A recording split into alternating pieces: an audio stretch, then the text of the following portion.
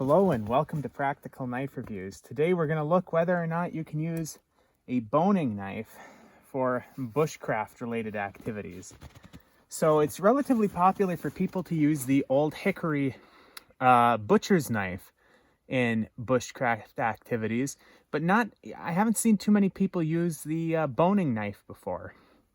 In the future we'll do a review of the butcher's knife as well for these bushcraft type activities, but the reason we're using this first is I use the butcher's knife in the kitchen and I never bone anything, so I just made a cheap sheath with my upholstery leather for this. It's a very ugly sheath, but it works, and I use this for beating around outside because I never use the boning knife in the kitchen anyway, so I figured, hey, get some use out of that.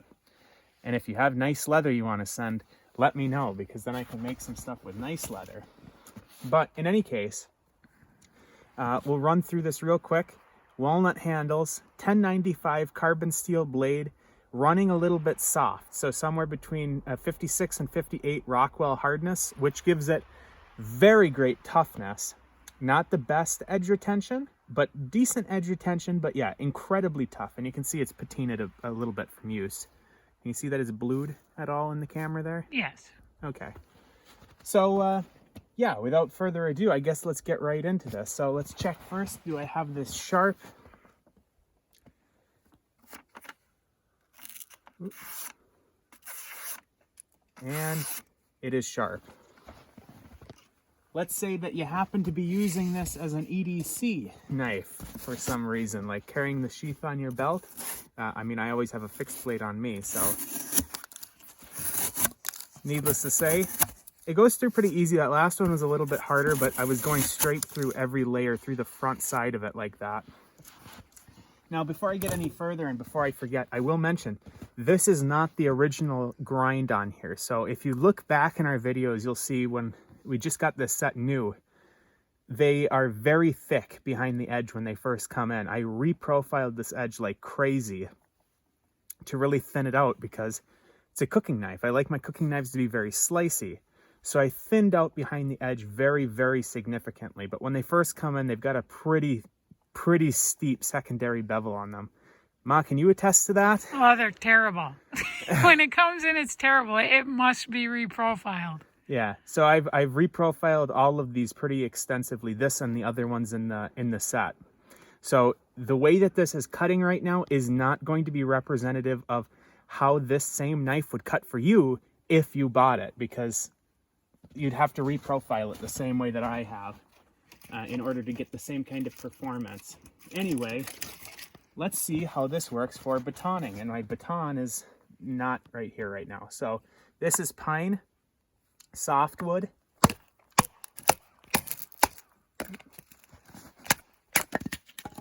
Not much of a problem there. The blade stock is pretty thin, but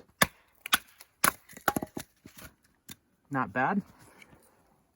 Now we'll try it on oak. I'm going to go lengthwise because you can see that is a pretty decent chunk of oak there. So this is red oak. As I always say, it's the hardest piece of wood in our forest. So let's see, this baton might not work the best. Oop. And I've got it, so it's kind of on the unsharpened portion back here, which is something that I did rather than a problem with the knife itself. Yeah, I'm gonna get it wedged in there. Oh, actually I got it out.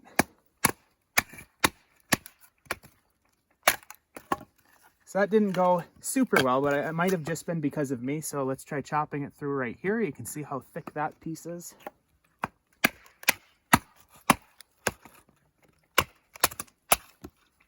So not the best for batoning oak, but if you had this knife on you out in the woods, could you baton oak with it?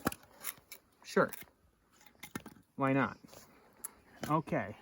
It's more efficient than the woodpecker I can hear pecking on a tree. Yeah, the woodpeckers, it takes them a little bit while longer to split through wood. There's that pine again. So let's see how we do working on the wood now. So this is feather sticking of, and again, keeping in mind the profile of this is incredibly different than it would have been new. But this is the pine. It's a nice softwood, but you can see that with that new profile, with it being very, very slicey, you can get very nice curls without much effort.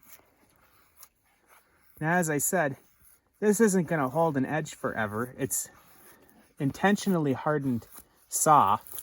That way, if you hit a bone, you don't chip the edge, because it's a lot easier to fix a little bit of dulling than it is to fix a chip out of your blade because you were running the steel too hard. So it's not going to hold the edge forever, but for things like this, I mean, look at those feathers, Mel. What do you think of that? Yeah, that did a really good job. So let's move over to the oak now. So again, a hardwood, about the hardest that we've got here. That first piece is right on the edge.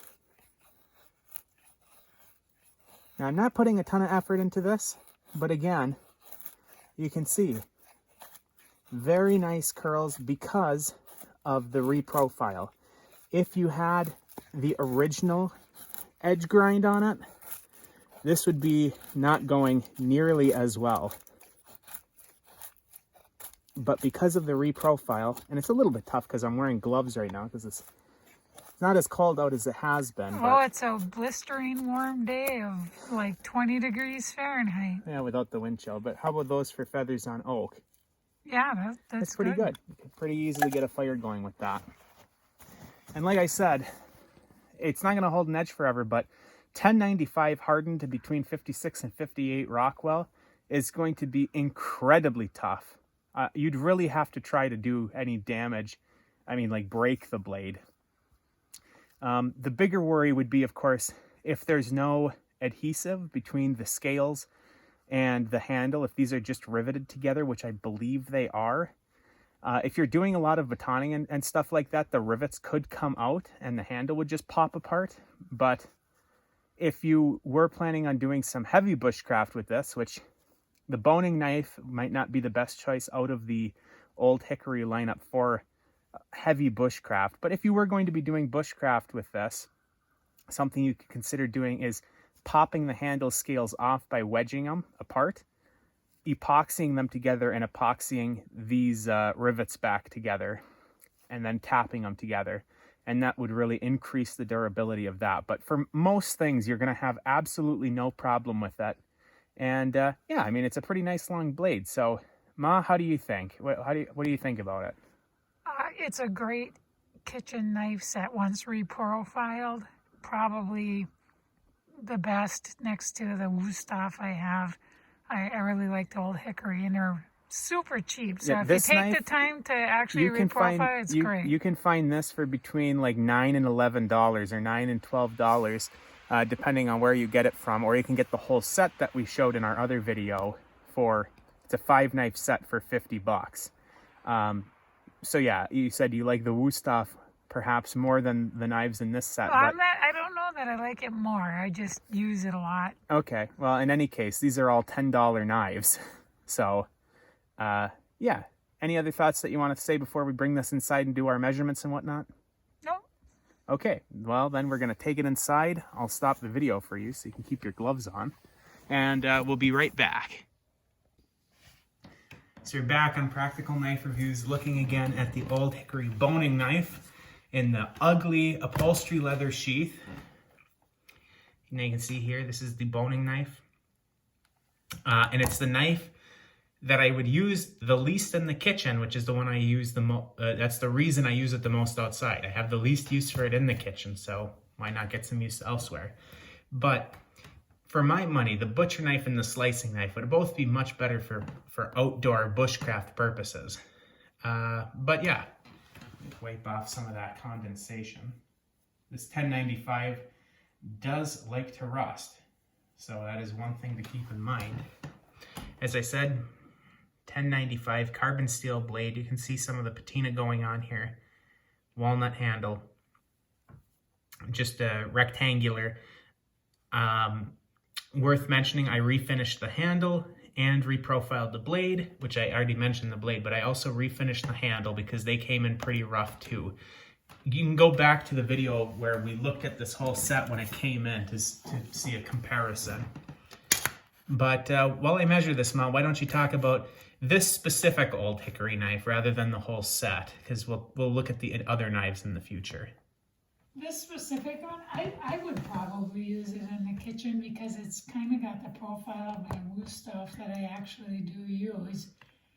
But I know that you don't use it as much.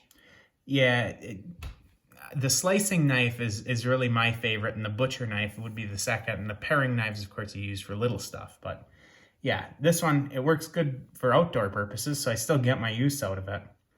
In any case, it's 10 3/4 inches long overall. The blade is just over 6 inches long. Just a smidge, probably 6 1/8 inches long with a 6-inch cutting edge or area. You can see this bottom portion here is unsharpened. And let's get the weight now. And we'll wrap this up and I'll go beat around on it some more outside because it is a fun knife to use. Let's get that glare off there. Okay, you should be able to see 0 grams,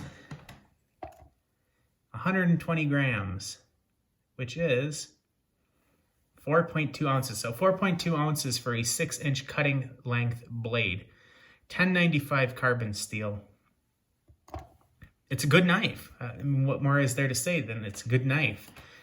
The butcher knife and the slicing knife would be great for outdoor purposes. This one is good for outdoor purposes. If you do a lot of boning or boning adjacent activities in the kitchen, this would also be great in there. And it's roughly $9 to $12 depending on where you look.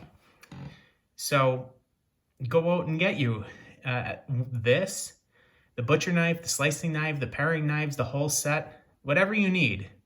Old Hickory, I stand behind it. I've been using Old Hickory knives for years, and they're my favorite knives in the kitchen. We've got a bunch of more expensive knives, and these ones just work.